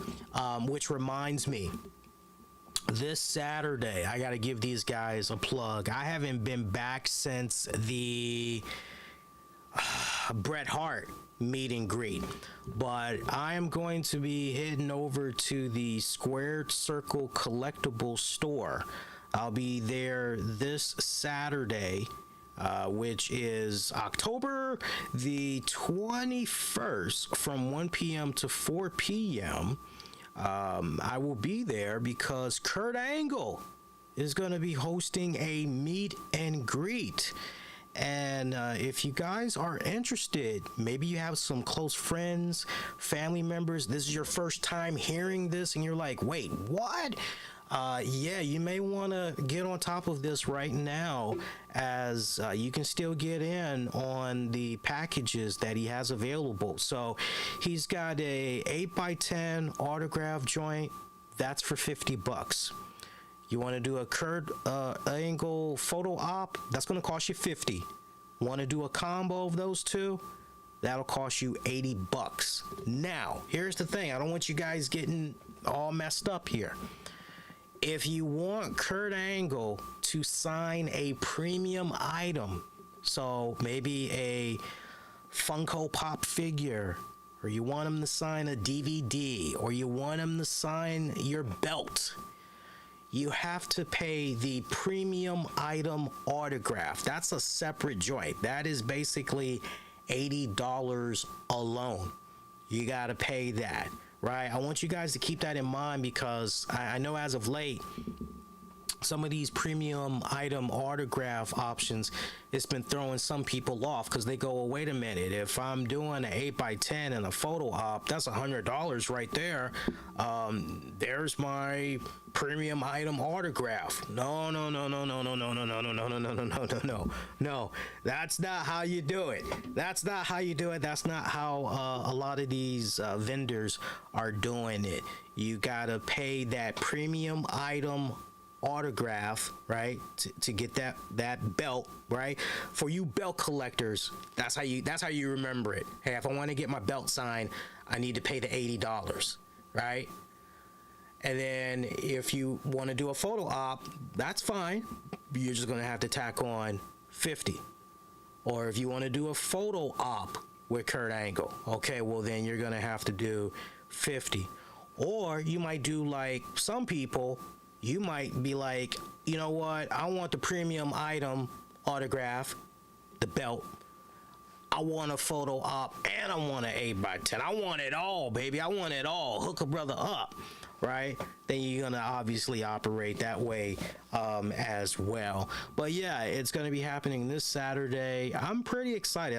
Like I said, I have not been back to this place in over a year. Actually almost a year to I think this weekend, because almost a year ago I had went down to see Bret Hitman Hart, and you can actually see some of the photos of that meet and greet online. I did share it throughout social media, and that was an awesome experience. I actually wrote about it on the 401 Mania site. Hang on a second here. I actually wrote about it on the 401 Mania site. For those of you that want to look up information for the Kurt Angle meet and greet and everything, head on over to Squared Circle 21. The actual number's 21.com. That's squaredcircle21.com. Their address is 3343 Valley Pike, Winchester, Virginia 22602. Phone number 540-773-8174. So as soon as you go to that site, you will be able to see all the information for Kurt Angle. As a matter of fact, because they're constantly updating the website and everything. So like when you head on over there right now, they are promoting not Kurt Angle, but Mick Foley. He's going to be there on November 5th. But in order to find the Kurt Angle stuff, all you got to do once you head on over to the website, just click on the upcoming events banner. You'll see the text that I'm talking about. It's clickable. And as soon as you click on that bad boy, hang on here. Well, it was clickable. Hang on. It just redirect. Yeah, it just redirect. I'm trying to see. Now, see, if I could have make a suggestion to the guys at Squared Circle Collectibles. Mick Foley. Okay. All right. So here you go. See, their layout is they're getting the hang of it. It's come a long way, but it can be better. So when you land on the site, you're going to see the Mick Foley upcoming event for November 5th. Don't let that throw you off. I want you to scroll all the way down to the bottom, go past the pop figures, go past the featured collection, and then the last row, it says upcoming events. You'll see Mick Foley, and then you'll see Kurt Angle. As soon as you click on the Kurt Angle event,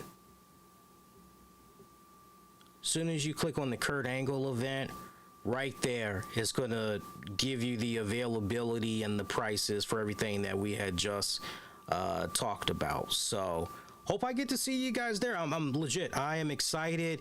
This is a bit of a what's the right word I can use? A full circle kind of story. Let me explain without it being long-winded. So as some of you guys know, a couple of years ago, me and Tams had did our honeymoon on the Jericho cruise. It was the triple whammy joint cruise that we did, the triple whammy Jericho cruise. And we had found out that Kurt Angle was gonna be on that cruise. We had found out maybe like about a couple of weeks before the cruise that Kurt Angle, because like he was like a last minute addition, if I remember it right. I'd have to confirm with the missus, but I believe he was like a last minute addition, like maybe 2-3 weeks before the cruise was to set out and everything. So we do the cruise, and remember, this is all, you know, we're still trying to navigate with COVID and everything, right? So we do the cruise, and as we had documented in the review, you could read the review on the 401 Mania site and everything. That day one for checking in on the cruise, it was just really, really bad. It was so bad, it just threw all the activities off for that day, and even going into the next day. What was that? That would have been Friday. Yeah, because we left on Thursday. Yeah. So it threw everything off. And so to the point, they didn't even have for announcements yet how everything was going to go with Kurt Angle. They had no times, nothing was available to us yet. And add on top of that, we kept hearing conflicted reports about, so Kurt Angle, is he just doing a meet and greet? Or is he doing a thing where, like, you know, besides it being a meet and greet, like if you want to get his autograph, you're going to be able to do it at the meet and greet? Or is he just posing for photos only? And we kept getting conflicted information. You know, we had some people that were telling us, yeah, you know, it's going to be part of it. Yeah, he's going to be doing autographs too. And then we had other people that were saying, not seeing anything as far as him autographing, not seeing that as, now of course, you know, that could change. It really depends on the talent themselves, you know, and what they're willing to do. So, you know, can't really definitively tell you. So there were many of us on the cruise that were under the impression that Mr. Angle was going to be doing autographs. And we didn't find out until it was time for us to get in line. And if I remember it right, when they did iron everything out for the Kurt Angle meet and greet, he only did one day, if I remember. I'd have to confirm with Tams, but if I remember correctly, he only did one day out of that cruise for the meet and greets. And if you didn't get in, like, that basically was it. Like, you were screwed. And that's when we found out, as we're all waiting in line. I can't tell you how many of us had either a belt or a pop figure or something that we were trying to get him to sign, and we hear from his people, hey, Kurt Angle is only posing for pictures. He's not autographing anything, not even a 8x10 photo. And it was like, whoa. So all of us had to put our belts and stuff at this one table. Like, it's funny because, like, you'd see these tables get filled up so fast in like seconds of all kinds of cool props and everything. It was hilarious. It was hilarious. But I felt bad. I felt bad because it was, oh man, I was looking forward to him signing the big gold belt. So that was one of the things from the cruise that I didn't like. I didn't like the fact that I wasn't able to get him to sign the belt. So now you fast forward a couple of years later, I get this little bit of a full circle story arc where, hey, I get to meet Kurt Angle not only again, but this go round, I get the man to sign the big gold belt, and I'm going, yes. I know it's going to be a great experience. I can't wait. Looking forward to meeting the fans. Now, I tell you what wasn't a good experience, apparently, for some people, and I see the way social media has been reacting to this, and I do not blame them. And that is Mercedes Mone, formerly known as Sasha Banks. She had clapped back at a fan big time. And what was honestly a heated exchange, not from the fan, but from her respected end. And this was, I watched the video. I would play the video, but YouTube has been so fickle as of late. They have been on this weird demonetization spree left and right that it's not even freaking funny, you guys. And they don't have the guidelines clearly defined as far as, yeah, you can talk over this because you're adding color commentating, you're making it original, you're making original content as a result of showing this video, but commentating over it and blah this, blah that. I mean, they are just alienating people left and right, including the NWA apparently, which we'll talk about in a hot second, because I got some really great news for the NWA promotion. So this was really, really weird, and I wish this was at the New York Comic Con. For those of you that are curious, this was at the New York Comic Con, which, by the way, shout out to my brother-in-arms in Julian Cannon of the Nocturnal and Digiday.com. Julian has an article up on the Nocturnal website, which I highly recommend you guys go out of your way and check out. He ripped the New York Comic Con a new you-know-what. I mean, he gave it to you raw, right between the eyes. This was a really hosted bad event. This was a very, very bad event on so many levels. And he didn't even mention the stuff about Mercdes Mone, but I had an opportunity to go to the New York Comic Con. And originally, my intention, and I was encouraged by Mish and Julian, shout out to Mish Thomas of Wrestling Soup, but I was encouraged by Mish and Julian, hey, yeah, man, you know, if you're thinking about a panel for New York Comic Con, yeah, do it. Let us know what happens. And, you know, if we can get a panel, yeah, we'll do it, sure. And so I wasn't so much interested paying tolls and a hotel and all that stuff just to show up to cover the event as part of the press media. I mainly was interested in, you know, being able to host a panel.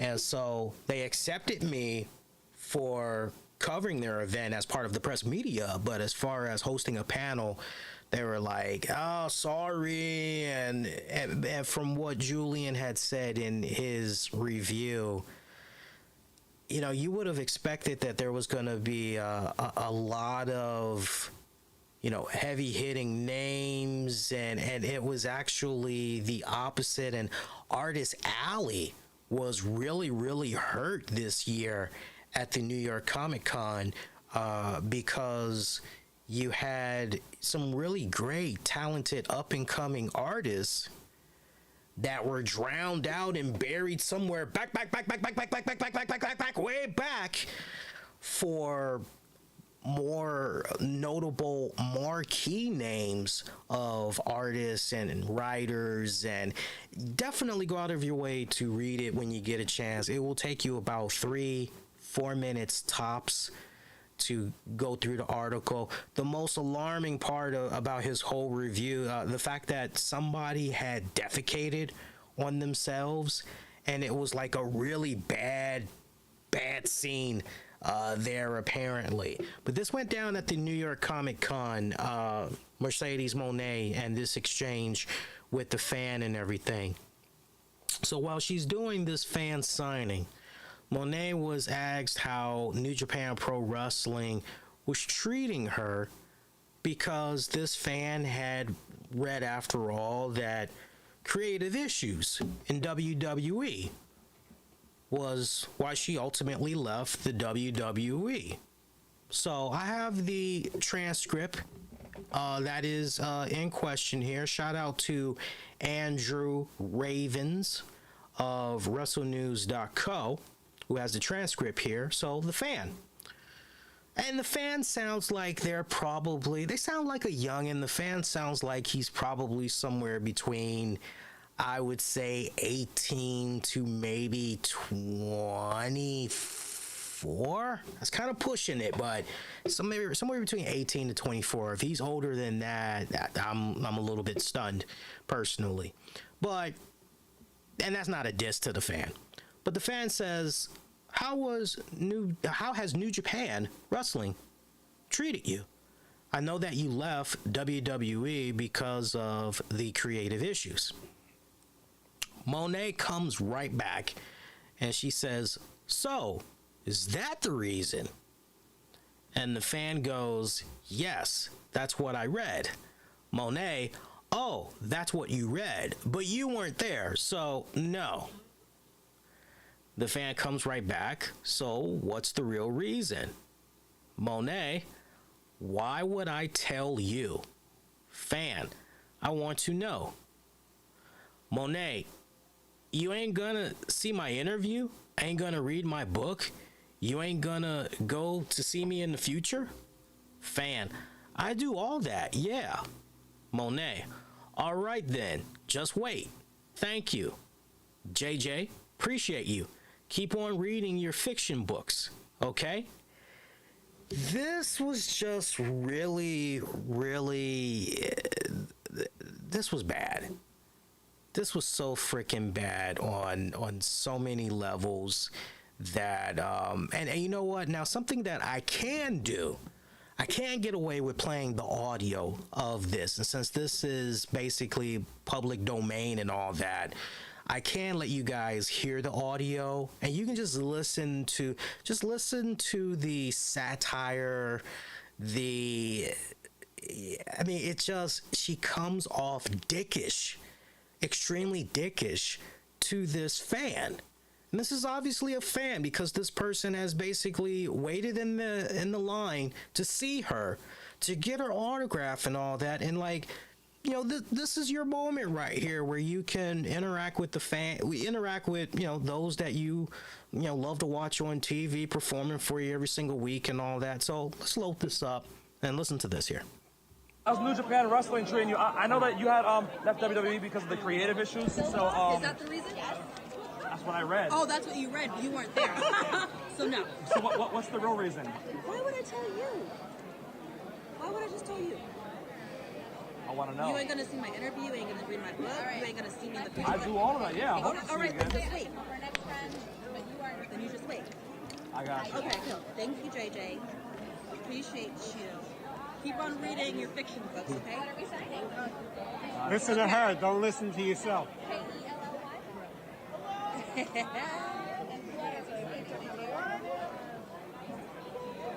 Thank you very much. Yeah, I mean, you guys got to go out of your way. It's a 42-second video. You got to go out of your way, and it is just word to the wise. I've done enough of these as a member of the press media. I've done enough of these as just showing up as a fan. Just showing up as a fan, coming out of my own pocket and just, so I've done enough of these. Let me tell you something. The worst kind of wrestling fan that I don't really like are, I call them street journalists. I don't know what you guys call them, but I call them wannabe street journalists. I call them these guys that's like, oh, I got this burning question, and if I can just, get my 15 seconds of fame, I know that if I can just hit this person with this question, and I can get a scoop, right? First of all, you're not going to get a wrestler, a celebrity, a professional athlete. You're not going to get them to give you a scoop. You're just, the odds of that happening is like winning the Powerball, where you've got a 1 in 10 million chance of getting a clear-cut answer, and it's basically, run tell that. Okay, slim to none is basically the odds that I'm talking about. You feel me? So I can't stand that type of, like, it's one thing if, for instance, it's one thing if Sasha Banks is maybe doing a Q&A and the moderator goes, okay, we're going to open the floor up now and we're going to, let the fans ask you some questions because, you got time to, right? And the arrangements were made, and in this instance, Mercedes Mone, she has agreed to be part of a Q&A. She's been compensated for whatever. And it's one thing if a fan had asked this question, and then obviously, okay, this is a Q&A, right? This is a Q&A, so pretty much anything goes within reason, right? So Mercedes Mone at that point, all right, so either she can spill the tea, right? Because it's in a Q&A format. It's the proper setting.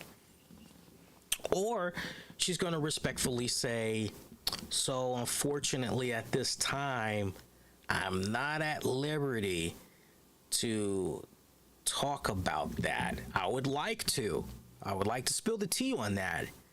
But I've been advised that, sadly, I can't talk about that just yet. I'm so sorry. I love you. I appreciate you. But I can't talk about that. You got another question? Sorry I had to shoot that one down, but you got something else? Be happy to answer. Otherwise, we'll go to the next person, right? That's how you do it, right? But thinking that you're going to get the scoop while you're waiting in line to get that person's autograph, and you think you're gonna go Geraldo Rivera, that's not going to, no, that's not gonna do it. That's not gonna do it. And look, I've come across these type of fans before. I mean, I'm not knocking anybody particularly, but like whether I'm at work or I'm doing my round of classes, from time to time, I'll get somebody that will say something to me as far as wrestling related news goes.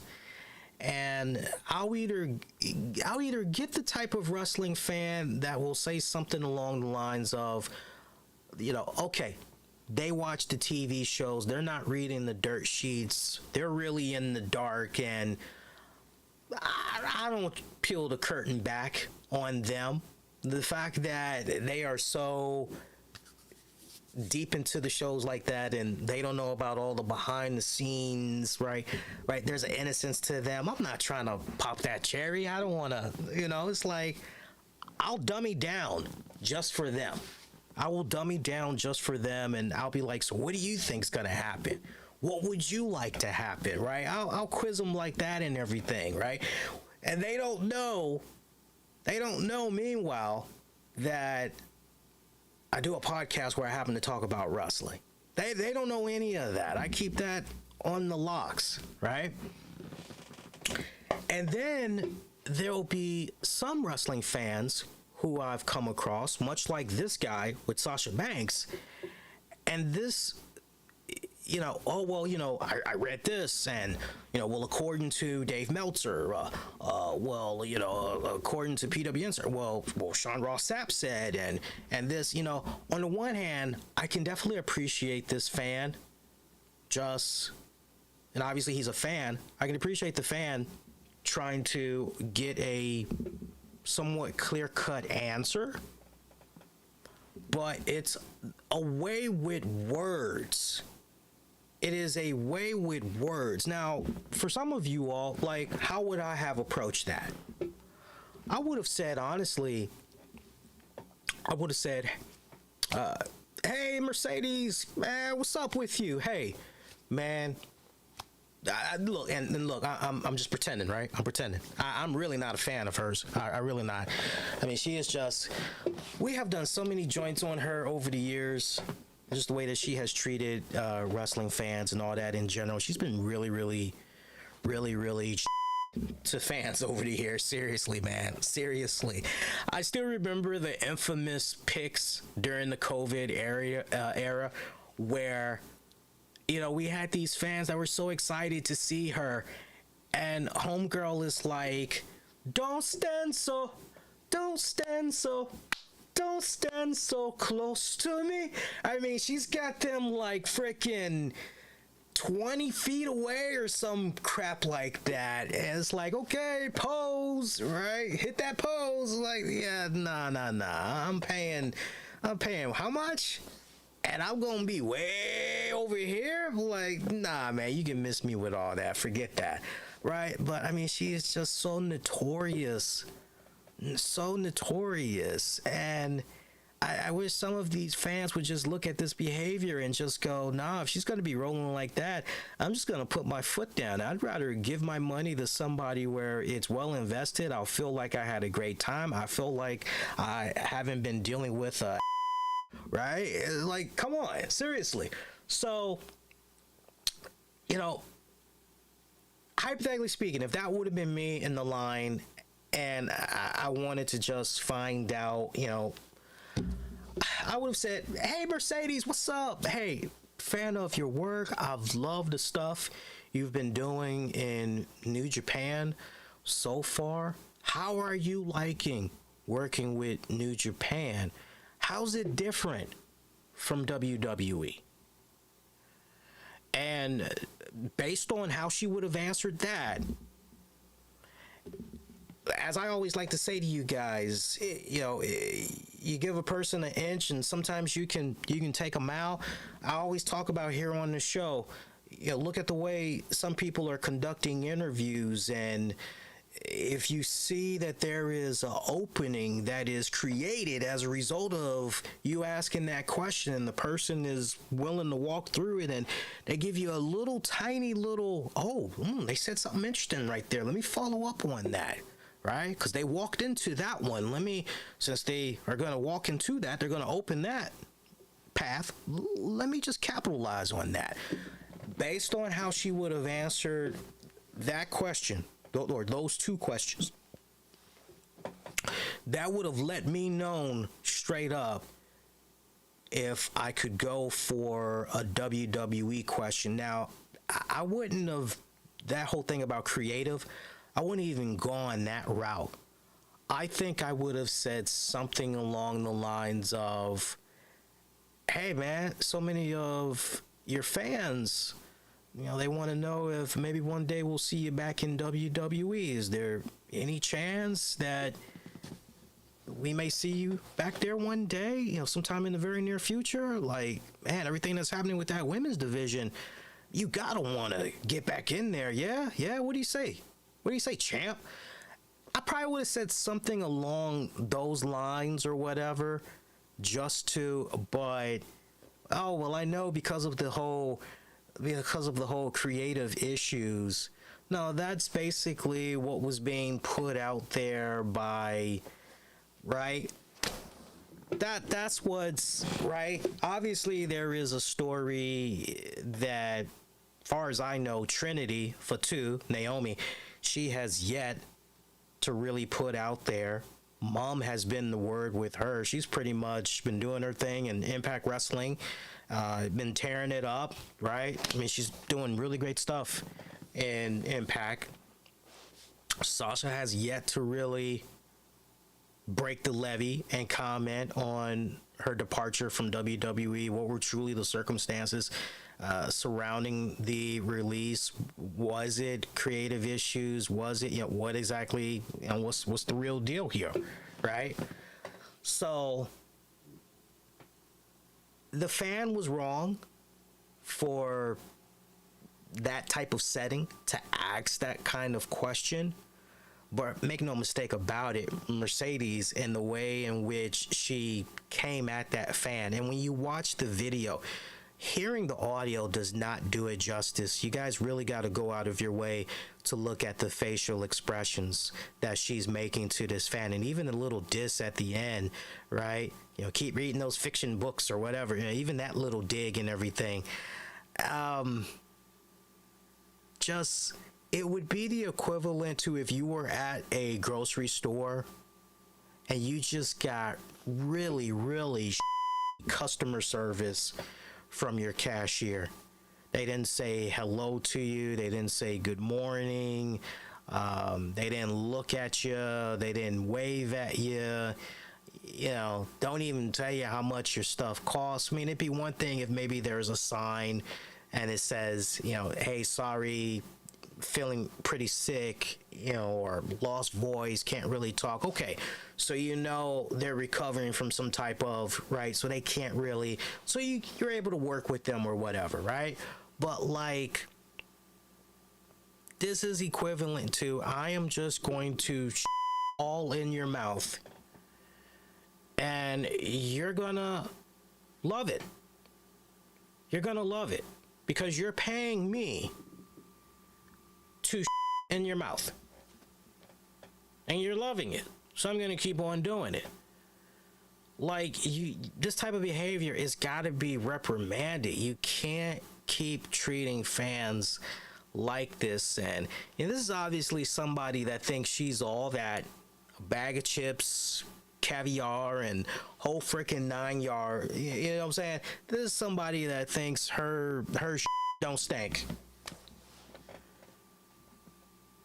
I have never ever seen in my life a celebrity. I know there's worse stories that's out there, but to this level, the fact that this girl has gone unchecked for so many years, I couldn't. You know what? I'm sorry, but I'm glad I wasn't at that table when that had went down, because if I would have been near that table,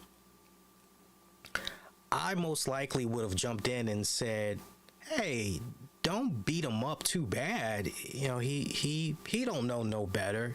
Some of these fans, they read that stuff like it's the gospel, like it is the absolute gospel, like it is the absolute truth. And unfortunately, we need now more than ever in this day and age, the sources to get in front of these stories and let the fan base know, nah, what you're hearing right here, that ain't the real deal. That's not the real deal. So don't even pay that no noise. That's just a bunch of static, right? And you see, there's more and more wrestlers that's trying to get in front of bogus stories that's being put out there and all that. Kevin Nash is definitely one that comes to mind, because Kevin Nash, you stay hearing about different things. I know the most recent thing was, Kevin Nash, he has signed some type of a Legends deal with the WWE, and he came right back on his podcast the very next week and shot that down and said, hell no, like, where did you guys get that from? I went back and listened to the show I did with Sean Oliver from last week, and I never said anything about I had inked a new deal with, right? So people suffering from that Mandela effect. But fool me once, it's kind of like shame on you, but fool me twice, and I don't see how people can continue to, young girls, teenage girls, young women, Sasha Banks, Mercedes, Mone, I can understand that, but I'm having a hard time understanding, I'm having a hard time understanding young men that are waiting in line to see this woman, knowing the type of reputation that she has at these con events. I don't know, but that really had struck me as something was of, this guy was, it felt like maybe he was trying to do something for his, maybe a low budget podcast or a low budget website or whatever. Maybe he was a legit fan and he just wanted to, but it did kind of come off like he wanted the exclusive scoop, if you will. That's not the way to do it. The proper way that you do it. Let me tell you something. Had I did go to the New York Comic Con, I'm sure if me and Julian would have hooked up and brainstormed and we would have been like, Mercedes Moné is going to be there, I'm sure me and Julian would have been able to put our heads together as members of the press media, figure out some type of a way to get in contact with Moné's people, get an interview, at some point during that whole thing. And for fans that maybe want to know what was going on with her in WWE, I'm pretty sure between the two of us, we would have been able to phrase the question definitely just right, and we would have been able to get her to go on record. Whether it's, hey, I can't really say anything about that right now, at a later date, I definitely will. Or at least we would have been able to, just do it in a way where it doesn't come off like how that guy had presented it. Well, the dirt sheets, whatever he said there, well, it said online that, right. And the next thing you know, you read a report that says that Mercdes Mone is packing a 12-inch. So apparently, because the internet says that, it's got to be true. I'm just saying, right? You can't trust everything that you see and read on the internet, people. You just can't. But this stuff with her, there is enough history. There is enough history of this girl where she is crapping on the fans and just the way she treats them and all of that. And if I was down to my last $100 and I had to choose between Mercdes Mone, Virgil, and I don't know. God, I'm trying to think of like another name. I don't know, man. Jungle Boy. Like, if I had to pick, a gun is pointed to my head, I have to spend that $100 on one of those three people. Every single time, I'm going to give that last $100 to anybody but Mercdes Mone. I'm serious. I am serious. Serious, man. I'm serious. No bull. I'm trying to think if there's anything else we can get into before we get ready to wrap it up here. I can't wait to hear what my friends and colleagues in the podcasting world have to say about Mercdes Mone, because that right there, man, that just... Seriously, when is enough? Seriously. Oh, NWA. I knew I had almost forgot about something. NWA, shout out to them. So I don't believe there is a official statement put out there just yet, but reportedly the NWA has inked a deal with the CW for their NWA shows and all that. So, I mean, that is fantastic to hear. I know recently in an interview that Billy Corgan gave, he talked about how the YouTube analytics, when you rewind it back about 4 to 5 years ago, YouTube was great for them. They were able to branch out. They were able to really grow their audience. As far as monetization goes, there was no issues whatsoever, especially from the sponsors that they were bringing in and basically building little advertising slots around them in the programming and all that.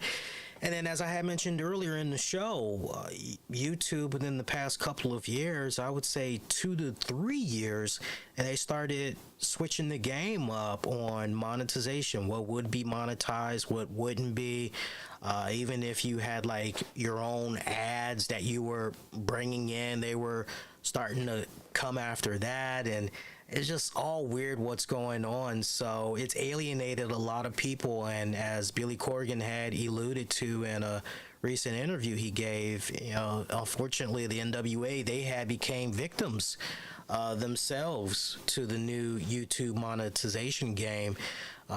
So they're not going to be putting as much content on YouTube as they have been so far, especially now that this new deal has been inked. And I don't think there is a full press release out just yet. Give me a second here. And I'll just say TV deal. There is no There is no official press release out just yet. Let me see here. Shout out to the guys over at WrestleZone. But it was on Busted Open. It was on the October 12th appearance on Busted Open. Billy Corgan stated that the company signed 2 television deals, and he noted that he'd been working on it for over a year and that the announcement will be coming soon. So, I hear that, and he says like a top 20 network. I'm hearing that, and the first thing that's coming into my mind is, well, hell, it's got to be the CW. It's got to be the CW. I'm going, it's either the CW or it's My Network TV. Like, it's got to be one of those two. I wasn't picturing Fox. I wasn't picturing, for sure, NBC or CBS. I thought it was either going to be the CW or it was going to be through ABC affiliate stations, right? Maybe they can get in that way, right? But there's a lot of wrestling reports that's running around speculating that logistic wise and everything, it looks as though this is going to be the CW. So, if it is going to be the CW, that is fantastic, honestly. But NWA Power, for those of you that have lost track, because I know this question kept being brought up, where are they airing nowadays? Is it just airing on YouTube? What's going on exactly? So it currently airs on YouTube. In the past, it aired as part of a subscription through Fight TV. And see, you got to understand the timeline here. When NWA was really at its best, before the pandemic, anybody can agree with that. Before the pandemic, when you still had Jim Cornette involved and everything, all of that. But when all of that just was going away one by one, and then it ultimately culminated in the pandemic, NWA had some serious growing pains. The pandemic had really stunted their growth on so many levels. And they tried to do some stuff on Patreon. I think there's something called Carneyland or whatever. They tried to look into some new original program, and then that really didn't, right? And then ultimately, when things did resume, they almost immediately went to a paywall with Fight TV. And you all know this. I was here every single week religiously covering NWA Power. I covered it. I covered their Power joints. I covered their Power Surge episodes. I was showing love to their pay-per-views. It resulted in a few of the NWA wrestlers befriending me on social media, some of the hardcore NWA fans befriending me, and I was loving it. I was appreciating the love. I was appreciating the fact that people were appreciating my coverage.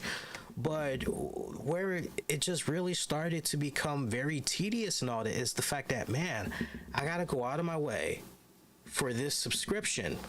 I gotta come out of my pocket for this subscription.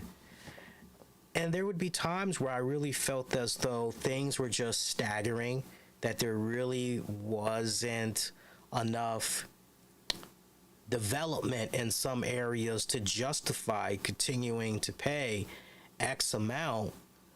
And then when you say to me, hey, you may get this episode on Monday, but the general public isn't going to access it for 2 or 3 days. It'd be one thing if you tell me, hey, access the new episode now, otherwise you're going to have to wait an entire week.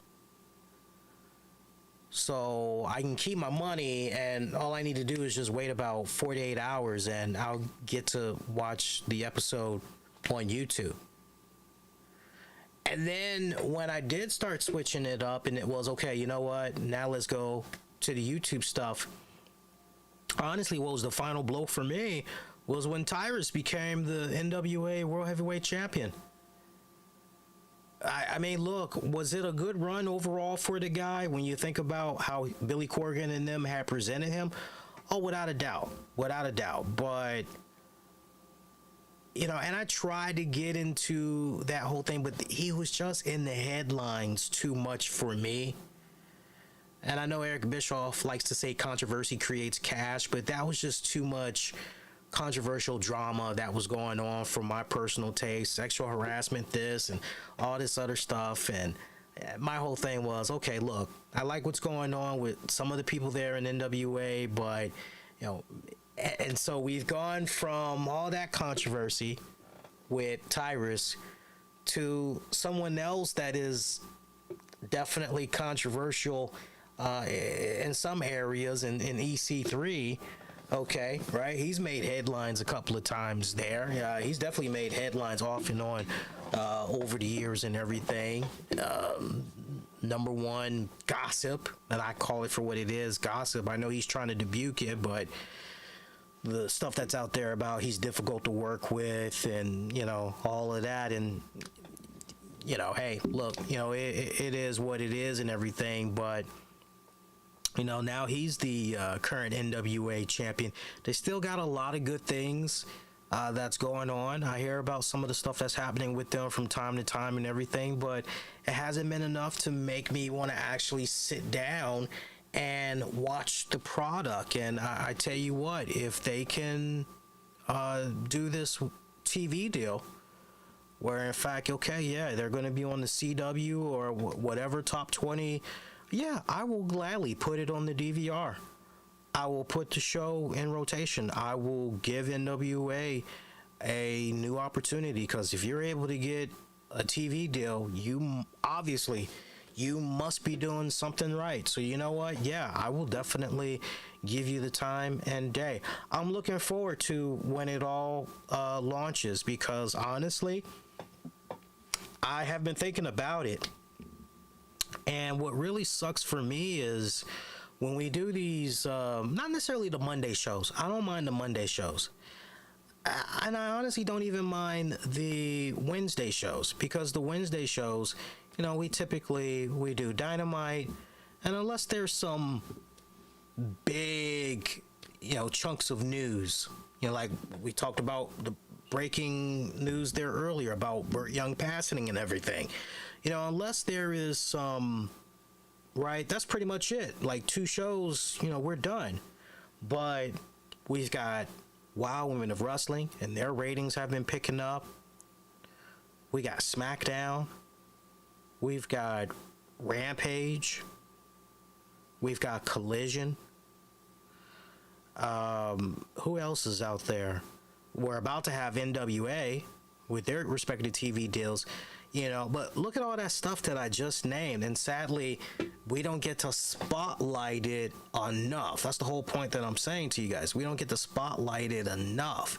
So I am toying with the idea of, you know, whenever NWA makes the announcement, I am toying with the idea of there being a 3rd show put in rotation, some type of a weekend show.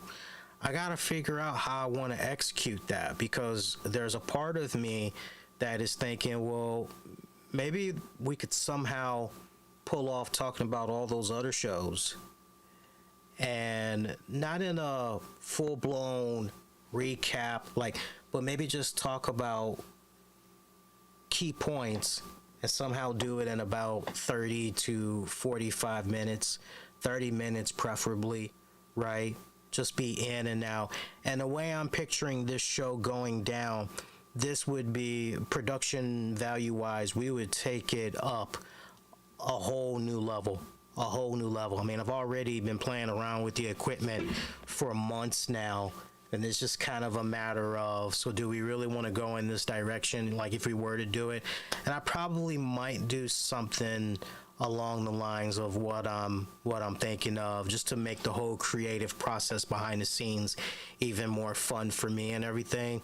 I'll keep you guys posted on that, but make no mistake about it, whenever NWA does launch, there is going to start being put in rotation. There will be a 3rd show added. It'll be a weekend show, like I said, about 30 minutes. That's like the main goal, 30 minutes, and we can get into all that other stuff from all of those other shows for sure. So I'm looking forward to that. But congrats to NWA. I mean, sincerely, Billy Corgan, I got to give the guy a lot of props. This is a guy, he said that this is all part of an NWA 20-year plan. And I'm trying to think, what year is he on now? I feel like he's somewhere between year 5 to 8. And the guy is just staying the course right now, man. And that's freaking badass. Now, I tell you what, Billy Corgan, you really want to freaking put some eyeballs on your product. There's a certain guy that lives up in Chicago named Phil. You may want to give him a holler. I'm just saying. Can do a lot of good there. Get those two guys in a room together. See what can be done. I think some good things can happen. Hey, let's stick a fork in it. DONE done. Your next edition of the RCWR show is going to be dropping, unless there's some type of breaking news that's going to be going down. I'll be back with you all on Monday night, October 23rd, 2023, minutes after WWE Raw goes off the air. Shout out to friends, family of the show. Shout out to Julian Cannon of Digiday and the Nocturnal.com sites. Be sure to check out that article he has up on Nocturnal, going over his whole experience at the New York Comic Con again. Oof. I mean, he really gives it to you right between the eyes. That was a really good read. Go out of your way, check that out. Also, shout out to my brother-in-arms and Anthony Missionary Thomas and Joe Numbers of Wrestling Soup. Shout out to those guys. Shout out to my man DJ. I have not worked with DJ in a couple of weeks. I'm just trying to wait for all this craziness to go down. And I actually have a car inspection. It's got to go through the emissions test. This is my first time ever with the emissions test and all that. I'm like preparing for that, which is going to be happening the 1st of November. So I already know it's going to fail the emissions tests, and I got to do what I need to do to. But it ties into DJ, because I've been trying to bring DJ back on board, uploading some key show clips to the YouTube channel, but all this stuff with the car has been sidetracking me. But I'm hoping in the next couple of weeks we'll be starting back up again with DJ, and you guys will be seeing some clips up on the channel again and everything. So but shout out to DJ, love the guy's work. Shout out to you guys have been continuing to support the shows, love that. I know I'm behind. I will dedicate Thursday night. So pretty much as soon as I get in from work and I've had a bite to eat, relaxed, checked out the news and everything, I will gladly spend about an hour or two cleaning up the audio from, I think I owe you guys, including with what we did here tonight, grand total, I owe you guys for on-demand and downloads. I'm talking about my audio listeners. I owe you guys 4 shows. I'm going to put those out back to back for you guys Thursday night. So apologies. Just been a little hectic. Like I said, from the Monday show, I was battling COVID for 2 weeks. I'm a lot better now. I'm still dealing with occasional lost sense of taste, smell, appetite, a nagging cough once in a while as well, but for the most part, still a little bit of a raspy voice as well. I know my voice has almost come and gone this week. I was at work on Tuesday, and it was kind of bad because it was weird. I was talking just fine to the wifey on the phone. Matter of fact, I was in the car, had the heat on while I was talking to her. I felt comfortably warm, not overheated or anything. I get to work, next thing I know, voice starts getting really raspy, starts getting extremely low, and that is it. So I have to start pulling a Chris Jericho and bring back my scarves and start covering my neck up. I mean, it's that time of the year anyway, but I'm feeling a lot better. I am feeling a lot better, just kind of It's just tricky with the voice right now. Main thing I care about is the voice. That's the main thing. That's the main thing right there is the voice and just protecting it and all that other stuff. I wonder if maybe it might be time for me to get my tonsils taken out. You think that might be it? I wonder if adults have this kind of problem with the voice and all that if they've never had their tonsils taken out. And I've never had my tonsils taken out. So I wonder if everything that's affecting me right now is a result of the fact that, you know, I still have my tonsils. That would make some interesting research. I'll have to look into that and out of my own curiosity and see what's going on with that. So be kind, rewind, check out previous episodes you might have missed on demand and on the downloads wherever you get your podcasts. You can also follow the show, me specifically, on X, formerly known as Twitter, Facebook, YouTube. Use the keywords, the RCWR show. And yeah, until next go around, I'm wishing all of y'all to be safe. Most importantly, be kind to one another. Enjoy the rest of the week. Enjoy the weekend. Take care, y'all. Peace.